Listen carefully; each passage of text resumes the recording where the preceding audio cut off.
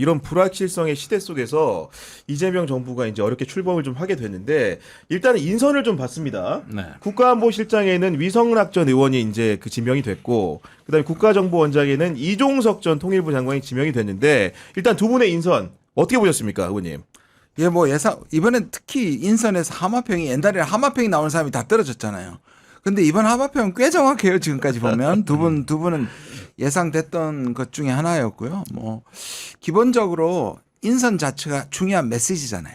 특히 외교는 이재명 대통령이 후보 시절부터 그 전부터 뭔가 반미, 친중, 친북 이런 이미지와 프레임이 잡혔다 있단 말이에요. 그렇습니다. 그러면 미국도 그걸 지금 의심하는 것들이 꽤 있었고요. 그러면 그에 대한 대답이잖아요. 그럼 위성락 이제 안보실장은 어떤 대답이냐? 우리가 당신들이 오해하는 것처럼 우리가 그렇게 반미나 친북 정부 친중이 아니다. 위성락은 미국 통이기도 하고 외교관 직업 외교관이기도 하고 기본적으로 친미적인 분이기 때문에 네. 그 메시지가 담겨 있다고. 그러니까 뭔가를 처음부터 미국과 저항한 것보다는 뭔가 일단은 크게 걱정하지 마라라는 신호를 보내는 그런 인선 같아요. 우리 의원님은 어떻게 보셨습니까? 이 위성락 이종석 두 분은 제가 참여정부 때 청와대에서 같이 근무했던 분이거든요. 그때 뭐 자주동맹파 찢어져서 하루도 바람 잘 날이 없었죠. 그때 청와대 보면은 크게 외교안보에서 3개 정도의 계파가 있었던 것 같습니다. 아, 3개요? 2개가 아니고 3개입니까? 3개입니다. 왜 그러냐? 첫 번째 아주 센 보수. 뭐 김이상, 반기문 이런 그룹을 주축으로 해서 노무현 대통령이 보수의 말을 경청하겠다. 이러면서 이제 그 보수 쪽 여기에 이제 나종일 뭐 윤영관까지도 포함된다고 보여야 돼요. 그 다음에 그 대척점에는 이제 좀 자주적인 인물들이 있는데 여기 이제 외교부 조약국과 국정상황실 민정을 아우르는 요런 어떤 거 좀 센 자주적 흐름이 있었고 중간 그룹이 하나 있다고. 누군지 얘기해야죠. 자주도. 요걸 그때 당시에는 무늬만 자주파라고 불렀어.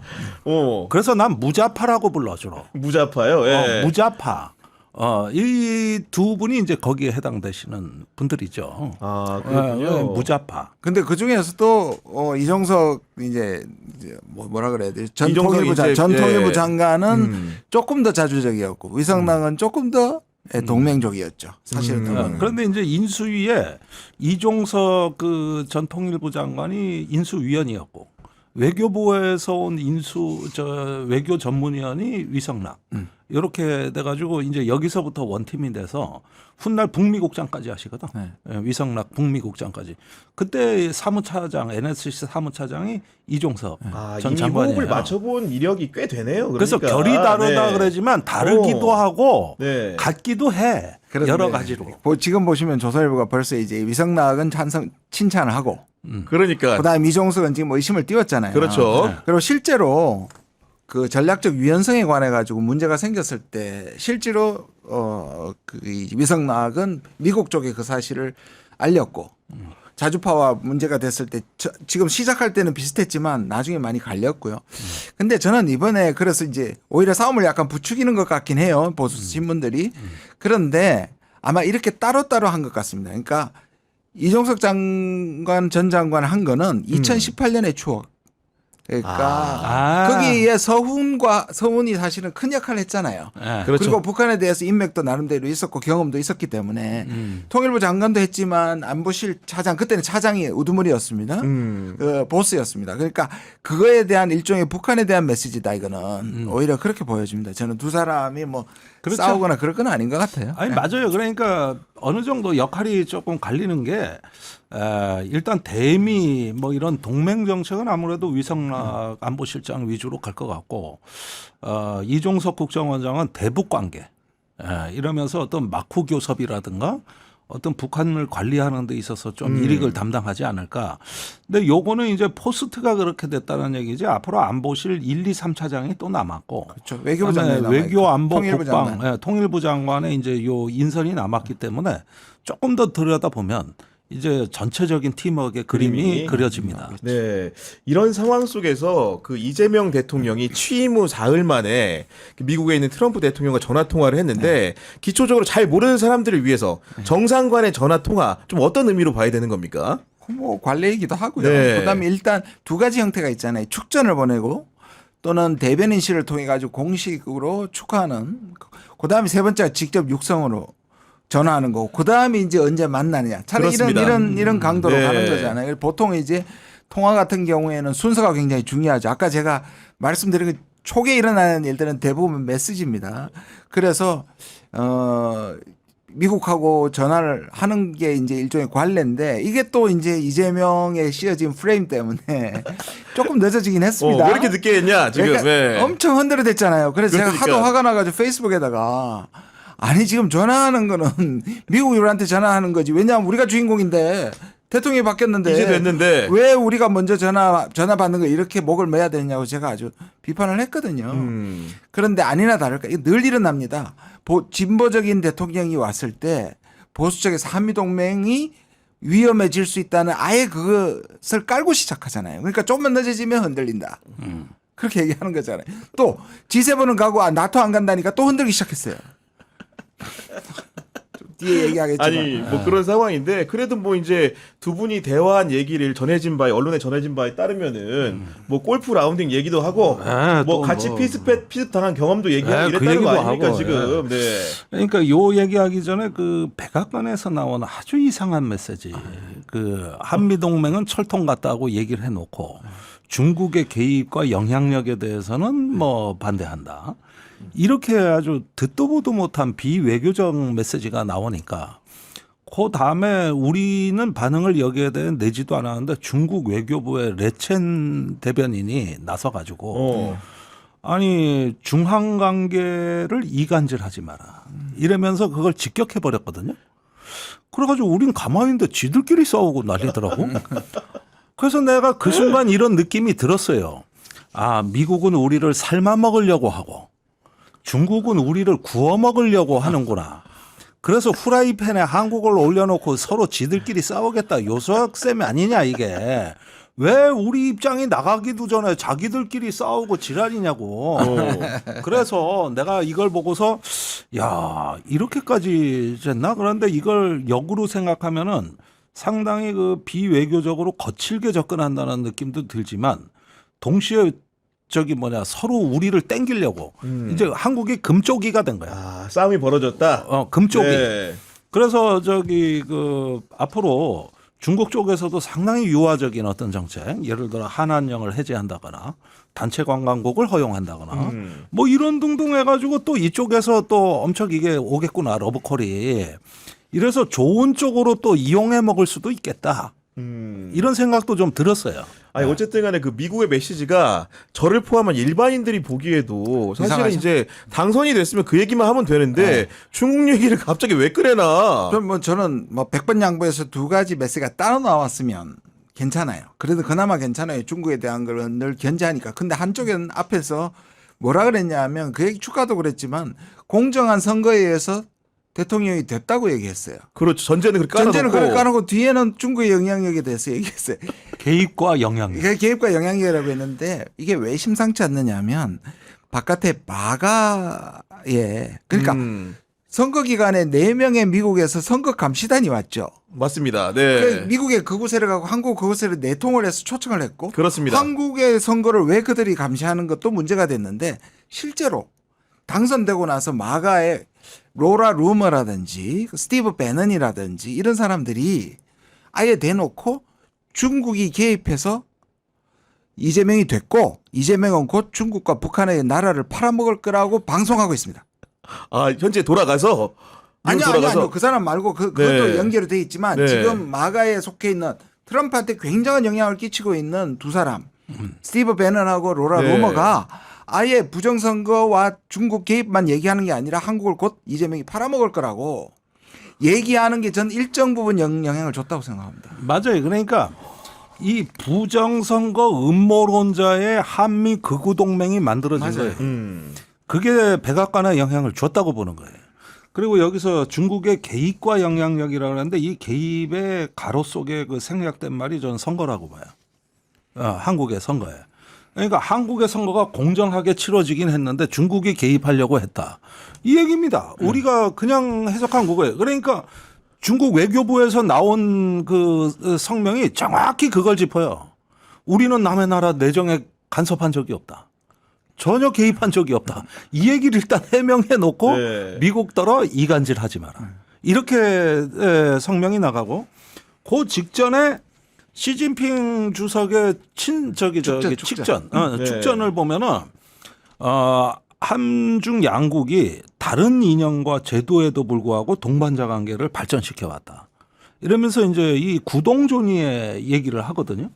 그러니까 이런 이야기를 보면은 이념이 다르고 세계가 다르고 가치가 다르더라고 우린 동반자 관계가 될 수 있다. 이렇게 하면서 그 윤석열의 가치 외교나 이념 외교에 대해 가지고 상당히 그 거리를 두고 국익과 실용 중심이라는 이재명 정부에 대해서 수용해 버리는구나. 상당히 네. 그 반색하는 눈치를 보였다고. 그랬는데 이제 미국이 딴 말 하니까 외교부 대변인이 바로 나서 가지고 그냥 조지기 시작하는 거예요. 이게 벌써 아니 저는 정말로 이쯤 되니까 궁금한 게 미국에서 어느 정도 지위가 되는 사람들이 이런 중국의 우리 한국을 상대로 한 선거 개입 말도 안 되는 의혹을 어느 정도 타당하다고 보는 건지 궁금하거든요. 일단 한국을 잘 모르고요.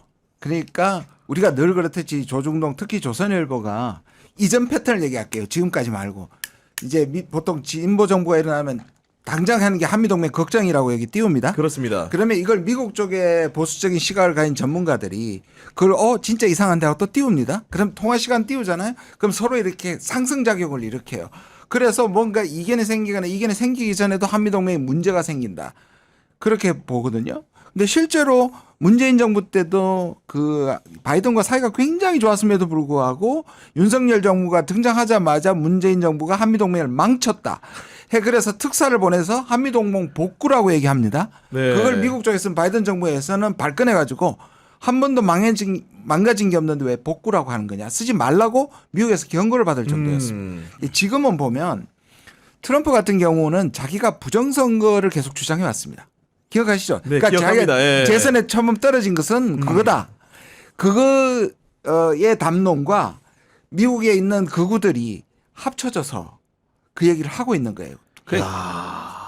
그러니까 여기서 탄핵당한 윤석열이 미국에서 환생을 한 거예요. 나는 윤석열 상대하는 느낌이 들어요, 실제로. 아니 그리고 실제로 기억나시죠? 왜 네. 윤석열을 구하러 올 것이다. 맞아요. 트럼프가 네. 항공모함 타고 온다. 우리 그랬죠. 와가지고 감옥에 있는 그러니까 그 얘기까지 가는 거예요.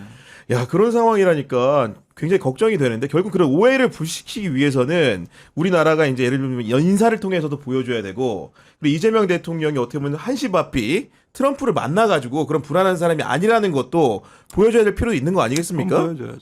저는 생각이 약간 달라요. 그래요? 그래서 왜냐하면 기본적으로 아는 사람 진짜 그렇게 믿는 사람들이 있을 것이고 안 믿어도 이렇게 길들이는 것이 굉장히 효과적이라고 보는 거죠. 무슨 말씀이냐면 길들이기다. 네. 왜냐하면 자 제가 오해받는다고 쳐요. 구경 앵커한테 오해받으면 내가 빨리 오해를 푸는 방법은 뭐냐면 아니라고 자꾸 나를 증명해야 돼요. 그래서 내가 당신을 좋아한다는 걸 계속 표현해야 돼요. 그게 얼마나 좋은 거예요. 그렇죠. 대부분은 그렇습니다. 그러니까 노무현 대통령을 한번 생각해 보시고 문재인 대통령을 생각해 보면 그 오해를 벗기 위한 것이 미국의 프레임에 빠질 수 있습니다. 틀에. 그다음부터 계속 잘해야 되는 거예요. 그렇죠. 근데 저는 오히려 지금 트럼프 같은 경우에는 그럴수록 더 뜯깁니다. 그래서 오히려 적당한 긴장을 저는 뭐 인사는 그렇게 하더라도 네. 오히려 트럼프한테는 좀 천천히 만나고 천천히 협상하는 게 훨씬 낫다고 저는 생각해요. 근데 그걸 잘 못해요. 왜 못하느냐 하면 이게 국내에서 막 흔들기 시작하거든요. 보수들이 흔들기 시작하고 봐라 한미동맹 망한다라고 이제 이렇게 하면 마음이 급하니까 자꾸 전화 받는 것도 빨리 얘기하고 싶고 트럼프 만나서 잘 되는 걸 보여주고 싶은데 저는 그거 약간 인내해야 된다고 생각합니다. 오히려. 야, 근데 그 인내와 인고의 시간이라는 게 일단 어느 정도 우리 국민들 수용성이 좀 있어야 되는데 그런 부분에서 익숙하지가 않은 훈련이 안 된 국민들이 사실 솔직히 좀 많거든요. 아니 그거는 조금 너무 나가신 것 같고 네. 훈련이 안 됐다기보다는 우리가 오랜 시간 안보가 어려웠고 또 굉장히 어떤 생존에 어떤 시달리는 우리가 약소국의 그 심정에서 벗어나지 못했던 것은 사실이지만 그러나 지금은 노무현 대통령 시절과 비교할 수 없을 정도로 커진 나라 아닙니까? 그리고 신세대는 그렇게 생각하질 않아요. 그런 비굴한 약속 의식도 없고 굉장히 높아진 자존감과 민주주의 회복에 지금 국민들의 그 수준이 굉장히 올라와 있습니다. 특히 이번에 민주주의 회복은 너무나 중요했어요. 그리고 전 세계에서 다 트럼프에 대해 가지고 이제 반기를 든 정치인들이 다 성공했습니다. 맞습니다. 멕시코하고 네. 캐나다가 대표적입니다. 네, 그랬구나. 호주도 네. 그래요. 호주도 뒤집혔어. 호주도. 그러니까 전 세계가 우리뿐만이 아니라 다 그렇게 생각을 하는데 이제 미국이 폭주하는 일방주의로 나올 때는 이럴 때는 이제 조지 부시 때처럼 네. 전 세계가 미국에 대해서 비판하고 거리두기를 하면서 그게 2006년경에 조지 부시의 그 네오콘이 완전히 몰락하거든요. 럼스펠드가 잘리고 월포비치가 잘리고 완전히 몰락해버리고 그다음에 조지 부시가 착해져서 갑자기 나타나가지고 우리한테 사과했잖아요 결국. 그래가지고 효순 미선 사건. 네. 그러고 김정일 만나겠다 그랬고 네. 그래서 2007년에 남북 정상회담 된 거 아닙니까? 그러니까 지 스스로 무너지더라고. 근데 지금 트럼프는 그때 조지 부시의 그 일방주의 폭주의 교훈을 아직 다 깨닫지 못했거나 아예 모르는 것 같아요. 그러다 보니까 전 세계에서 여러 가지 그 역풍이 있어도 짐짓 강한 채 하지만 국내에서부터 지금 위기거든요. 전적으로 동의를 하는데요. 저는 지금이 어쩌면 미국에 대해서 우리가 좀 버팅길 수 있는 찬스라고 생각합니다. 왜냐하면 트럼프의 일방주의가 워낙 심하기 때문에 거기에 저항하는 우리 국민들도 제가 뭐 시위에 이렇게 나가봐도 사실은 옛날보다 훨씬 더 자주적 의식이 커져 있고요. 네. 근데 하나를 더 하고 싶은 게 뭐냐면 문제는 이들 마가 쪽에서 얘기하고 뭐 이렇게 발표된 게 문제가 아니고 이 헥스트 국방장관의 행보가 이상합니다. 그래서 한반도를 동중국해와 남중국해를 같이 하나의 전역으로 만든다고 얘기를 했고 네. 당선되고 뭐라고 했냐면 그 샹그릴라 당선되기 직전이네요. 샹그릴라 가가지고 안미 경중하지 말라. 그러니까 안보는 미국, 경제는 중국. 이 말은 뭐냐면 중국하고 관계 끊으라고 그랬거든요. 그럼 이렇게 얘기해야 됩니다. 너가 먼저 끊어볼래? 중국하고 미국 절대로 중국 못 끊습니다. 네. 자기들은 중국을 끊으면 바로 경제 무너지거든요. 우리는 더 하죠. 경제뿐만 안 보여. 저는 중국하고 더 친해지라는 얘기가 아니라 우리가 중국하고 끊으면 그럼 우리는 경제는 완전히 흔들리게 되거든요. 그럼 안보를 중국하고 적대 관계가 되면 안 되잖아요. 네. 근데 미국이 자기들은 못하면서 우리한테 그걸 주장을 한단 말이에요. 미국은 저렇게 중국을 때리면서도 미중 무역은 매년 기록 경신입니다. 최대치를 계속 경신하고 있습니다. 굉장히 역설적이잖아요. 그 상황 자체가. 아니 그러면은 사실 근데 그럼에도 불구하고 지금 당면한 현안 자체가 있지 않습니까? 미국이 전 세계를 상대로 지금 협상을 하고 있는 건데 우리도 중요한 상대국 중에 하나이고 관세 협상 이 문제 어떻게 풀어야 되는 겁니까? 그러면. 그러니까 이게 묘하게 걸린 게 그 7월 4일이 이제 관세 90일 유예가 8일입니다. 7월 8일. 8일. 네. 그게 끝나는 날이거든요. 그다음에 원래 6월 4일이 트럼프가 전 세계에 그 협상 중인 나라에 협상안을 내라 그래 마감일이었어요. 6월 4일이. 근데 우리는 그날이 새로운 정부가 출범하는 날이에요. 그렇습니다. 네. 그리고 이제 7월에 이제 90일 유예가 끝나면은 협상이 된 대로 관세 협정을 새로 맺는다 이 얘기거든요. 아시다시피 보편 관세 있지, 상호 관세 있지, 품목별 관세 있지. 이게 삼중 체계로 돼 있는데 여기에 또 지렛대로 삼은 게 이제 뭐 알래스카에 뭐 가스 개발하고 LNG. 네. 거기에다가 조선업도 있고 심지어 주한미군 문제까지 막 그 주변을 다 에워싸고 있고 이거를 7월까지 어떻게 뭘 갖다가 타결을 한다? 저희 있을 수 없는 일이 지금 벌어지고 있는 거거든요, 이게. 그래서 일단은 새로 출범하는 이재명 정부가 우선 화급하게 이 통상관세 이런 데 동맹 조정 문제가 이게 사실은 피해가기는 어렵고 어떻게든 방향을 지금부터 수립하고 전체를 다 리뷰를 해야 되는데 그 저번에 저 용산 대통령실 들어갔더니 컴퓨터 하나 프린터 하나도 없습니다. 이랬던 정부가 그동안에 한덕수 최상목 체제에서 미국하고 협상한 내막이라든가 그런 걸 자세히 인수인계했겠냐 난 이것도 의심이 되네. 그래서 저는 여기는 다 파기가 됐고 네. 그러면 양보한 거를 각서라든지 미국이 구두 약속을 미국이 갖고 있을 거라고 생각이 듭니다. 그럴 것 같네요. 제가 네. 의심이 드는 부분이 뭐냐면 사실 통상 교섭을 할 때 협상을 위해서 중요한 부분은 비밀로 하는 게 맞아요. 근데 전체를 이렇게 완전히 먹통 트럼프는 얘기를 하잖아요. 어쨌든 근데 우리는 무슨 약속을 했는지 무슨 협상을 했는지를 완전히 하나도 모르게 만들어 놨단 말이에요. 그러니까. 그런데 그러면 미국 쪽의 반응을 보면 뭘 했는지를 알 수가 있는데 그때 한덕수가 했던 게 기억나시죠? 미국에 네. 맞서지 않겠다. 우리 미국의 은혜를 입은 거다. 그리고 경제 안보로 풀겠다. 경제 안보로 풀겠다. 한미동맹 강조하겠다 했는데 그때 베센트는 뭐라고 했냐면 최고의 협상을 했다. 미국이 최고의 협상을 하면 그건 우리는 최악의 협상을 한 거거든요. 그렇죠. 네. 그뿐 아니에요. 쟤들이 그 미국 표현입니다. 쟤들이 지금 선거 운동에 이용하려고 하고 있다까지 얘기했습니다. 그렇게까지 굉장히 말했어요. 모욕적으로 얘기를 했어요. 네. 그 말은 뭐냐? 그래서 잘 된다. 잘 되고 있다. 이 말은 우리가 이걸 종합해 볼 때 우리가 현덕수가 자기의 사익을 위해서 또는 선거 승리를 위해서 미국한테 급히 60명의 통상교섭단을 데리고 갔습니다. 그 60명이 80분밖에 협상을 안 했어요. 그거는 하나도 거침없이 미국한테 다 해주지 않고는 불가능한 얘기입니다. 이게 그러면 만약에 지금 가가지고 우리 이제 새 정부가 갔을 때 이 드림임을 어떻게 할 거예요? 명세서를 명세서를 드리면서 때 우리가 과연 이거 자격 없는 정부가 한 거 인정 못한다 할 수 있느냐 말이에요. 안 하면 어떻게 될까요? 다시 이제 미국도 알아요. 그럼 조중동 동원하고 미국 그거 동원합니다. 그러니까 한덕수 최상목이 그 미국하고 오지랖 넓게 협상한다고 그렇게 휘저고 지금 저 출국 금지된 피의자가 됐습니다. 맞아요. 곧 특검에 소환될 거예요.